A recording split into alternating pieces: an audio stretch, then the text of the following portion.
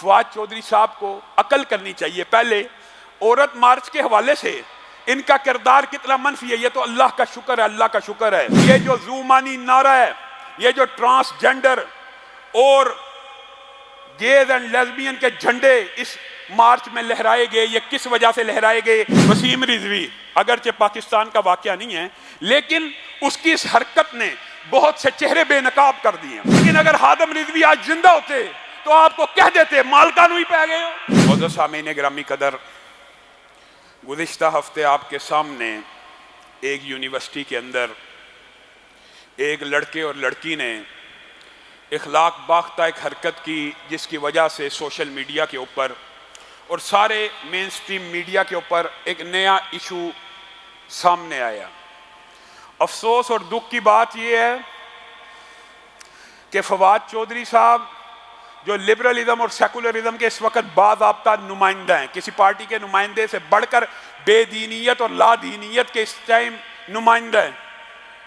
جس طرح ان کی چاند ایپ کے اوپر چاند طلوع ہونے سے پہلے نظر آ جاتا ہے, اسی طرح انہوں نے شاید کوئی پرپوزل ایپ بنائی ہے جس کے اندر نکاح سے پہلے ہی عورت اور مرد آپس میں بغل گیر ہو سکتے ہیں.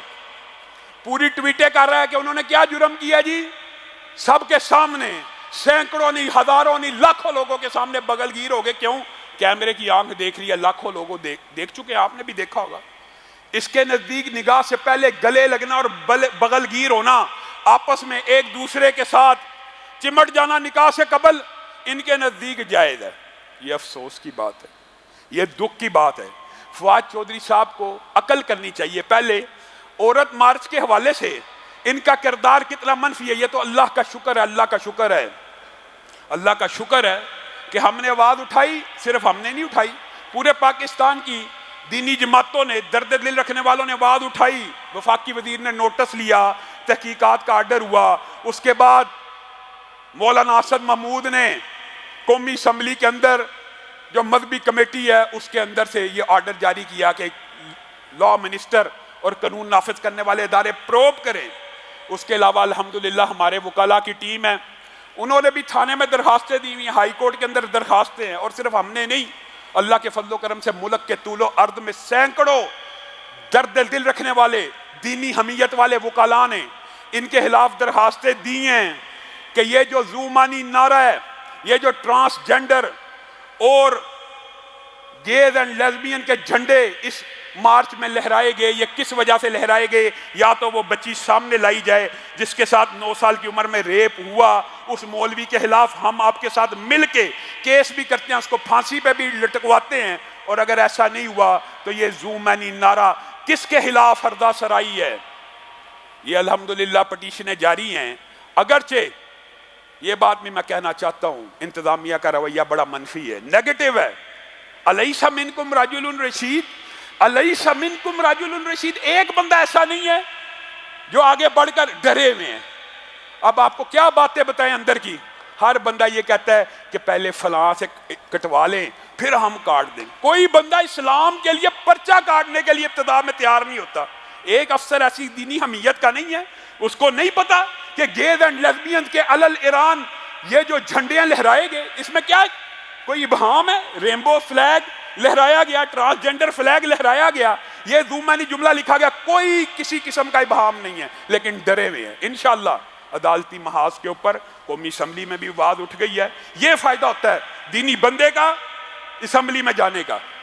اکیلے اسد محمود نے پوری کی پوری درخواست کو پروب کر لیا, آرڈر دلوا دیا, لا منسٹری کو حرکت میں لے آیا ہے. کیا مولوی تھا اس لیے لے آیا؟ آپ اور میں نہیں, ہر وقت سیاستدانوں کے پیچھے ان کو اسمبلی میں پہنچانا ہے, مولویوں کو نہیں پہنچانا, دینداروں کو نہ پہنچانا. اور دکھ اور افسوس کی بات یہ ہے, وسیم رضوی اگرچہ پاکستان کا واقعہ نہیں ہے, لیکن اس کی اس حرکت نے بہت سے چہرے بے نقاب کر دیے. اب کہتے ہوئے بھی شرم آ رہی ہے. کیا کہ بندہ, ایک مسلمان نے جی ہندوستان کی سپریم کورٹ کے اندر مقدمہ دائر کروایا. کس کے خلاف؟ ایک مسلمان نے ہندوستان کی سپریم کورٹ میں قرآن کے خلاف مقدمہ درج کرا دیا. قرآن کے خلاف, کہ اس کے اندر 26 آیات ایسی ہیں جن میں اللہ رب العزت نے جہاد کا حکم دیا ہے. ان آیتوں کو قرآن سے نکال دیا جائے. یہ کتاب دہشت گردی کا درس دیتی ہے۔ ایک مسلمان نے قرآن کے خلاف، نام نہاد مسلمان نے، آپ کو ہم کہتے ہیں یہ رافضی قرآن کے منکر، آپ کہتے ہیں نہیں نہیں مولوی اپنی طرف سے کہہ رہا ہے، اپنی طرف سے کہہ رہا ہے۔ یہ مانتے ہیں روافض قرآن کو، یہ مانتے ہیں۔ جو صحابہ کا ایمان نہ مانے وہ کیسے قرآن کو مان سکتا ہے؟ صحابہ کی وجہ سے یہ قرآن مکمل محفوظ حالت میں ہم تک پہنچا ہے۔ وہ صحابہ کا ایمان نہیں مانتے، وہ صحابہ کا ایمان نہیں مانتے، قرآن کو کیسے مانیں گے؟ روافض قرآن کے اندر تحریف کو اپنا عقیدہ سمجھتے ہیں، ورنہ کسی مسلمان کی جرت ہے کہ قرآن کے خلاف مقدمہ قائم کرے کہ 26 آیات، اور اگر بات آئی ہے میں اگر سوختہ سامہ ہوں تو یہ روز سیاہ خود دکھایا ہے میرے گھر کے چراغاں نے مجھے۔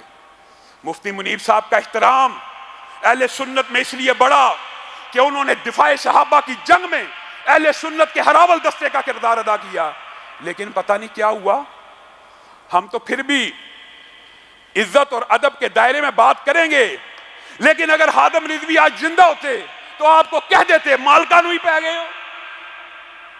مفتی منیب صاحب نے تقریر کرتے ہوئے کہہ دیا کہ سیاست امیر معاویہ کا نعرہ، سیاست امیر معاویہ زندہ باد کا نعرہ معاذ اللہ اہل سنت کا نعرہ نہیں ہے، معاذ اللہ۔ مفتی صاحب کو اپنے بیان کی وضاحت دینی چاہیے، خود دینی چاہیے، ورنہ اگر مفتی صاحب کی عقیدت اور احترام، یقین مانیے رویت حلال کمیٹی میں انہوں نے اتنی عزت نہیں کمائی ہوگی جتنی چند ماہ کے اندر دفاع صحابہ کے مشن کو اٹھا کر کمائی ہے۔ کیا آپ اپنی محنتوں کے اوپر پانی پھیرنا چاہتے ہیں؟ وہ سیاست جس کو رسول اللہ صلی اللہ علیہ وسلم رحمت کہہ کے زندہ باد کہیں، وہ سیاست جس کو حسن و حسین آپ کے ہاتھ پہ بیعت کر کے زندہ باد کہیں کہ حسن و حسین نے بھی خلافت مان لی، حسن و حسین نے بھی قیادت مان لی، آپ کون ہوتے ہیں اس نعرے کو زندہ باد نہ کہنے والے؟ رسول اللہ صلی اللہ علیہ وسلم نے حضرت امیر معاویہ کی سیاست کو رحمت کہا ہے، صحیح حدیث سے ثابت ہے، آپ کی بادشاہت کو رحمت والی بادشاہت کہا ہے۔ یعنی سیاست امیر معاویہ زندہ باد تو رسول اللہ، صحابہ اور ہمارے شہزادوں کا نعرہ ہے۔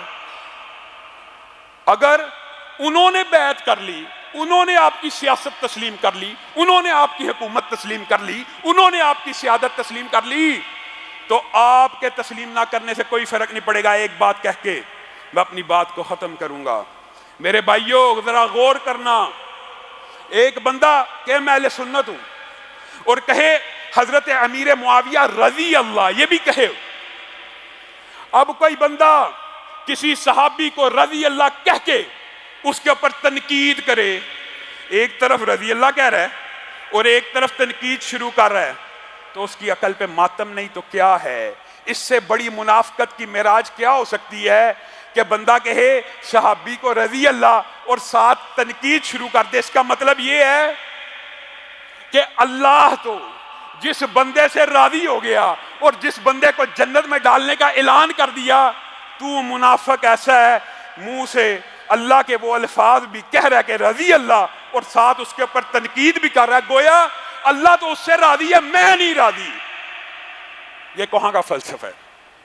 یعنی رضی، دکھ ہوتا ہے نا، یہ جو مرزا جیلمی اور اس قبیل کے جتنے لوگ ہیں، یہ صحابہ کے ساتھ چال چلتے ہوئے رضی اللہ بھی بول دیتے ہیں کہ لوگوں کو پتہ نہ لگے۔ رضی اللہ جب بول دیا تو اگلی بکواس بند، شٹ اپ۔ جب رضی اللہ کہہ دیا بات ختم، اللہ ان سے راضی ہو گیا، پھر آگے تنقید شروع کرتے ہو، گویا رب تو راضی ہے، میں نہیں راضی۔ یہ کہاں کا فلسفہ ہے؟ اللہ رب العزت جو کہا گیا، جو سنا گیا، اس کو سمجھنے کی توفیق عنایت فرمائے۔ سبحان ربی۔